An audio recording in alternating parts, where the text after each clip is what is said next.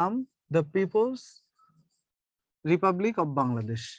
PEOPLES, People's Republic of Bangladesh.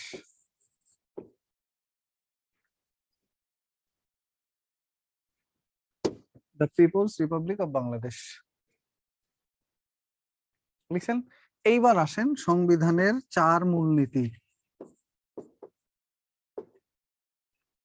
গুরুত্বপূর্ণ জায়গাগুলো নিয়ে আমরা কথা বলি। সংবিধানের 4 মূলনীতি।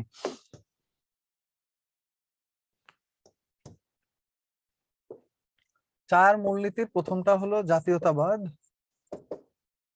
জাতীয়তাবাদ। 2 নম্বরে হলো সমাজতন্ত্র। 3 নম্বরে হলো গণতন্ত্র। আর 4 নম্বরে হলো ধর্ম নিরপেক্ষতা।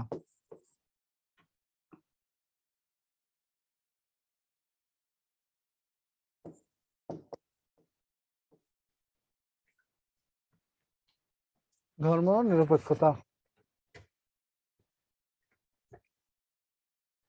স্যার আপনাকে মেসেঞ্জারে নক দিয়েছিলাম, বাট কোর্সটা সম্পর্কে একটু আচ্ছা বিডি কোর্সটা সম্পর্কে একটু জানতে, বাট আপনি কোনো রেসপন্স করেন না। প্লিজ, আমি আসলে দেখি নাই, আন্তরিকভাবে দুঃখিত। মেসেঞ্জার খুব বেশি দেখা হয় না, এর জন্য যথেষ্ট দুঃখিত।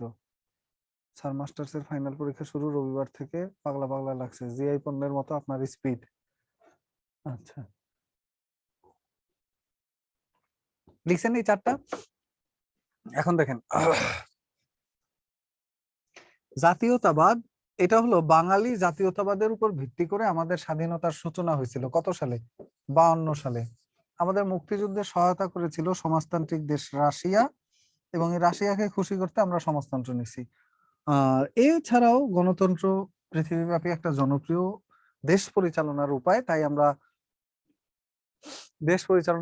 আমরা গণতন্ত্রকে নিয়েছি। এবং সর্বশেষ ধর্মনিরপেক্ষতা, যেটা এটার উদ্দেশ্য হলো বাংলাদেশে হিন্দু, মুসলিম, বৌদ্ধ, খ্রিস্টান সবাই একত্রে বসবাস করে, যাতে এদের মধ্যে কোনো ধরনের ঝামেলা না হয়। তাই আমরা ধর্মনিরপেক্ষতাকে নিয়েছি, যে কোনো ধর্মকে আমরা প্রাধান্যও দিব না, কোনো ধর্মকে আমরা ছোটও করব না, সকল ধর্মের সমান মর্যাদা থাকা, এই জিনিসটার নামই হলো ধর্মনিরপেক্ষতা। এই 4টা জিনিসকে নেওয়া হয়েছে রাষ্ট্র পরিচালনার 4 মূলনীতি হিসেবে। রাষ্ট্র পরিচালনার 4 মূলনীতি হিসেবে নেওয়া হয়েছে। ফেসবুকে কি হয়েছে? রিকোয়েস্ট দিছি, অ্যাকসেপ্ট করবেন। আচ্ছা ঠিক আছে, ইনশাআল্লাহ লিখব না। ওকে, নেক্সট আসেন।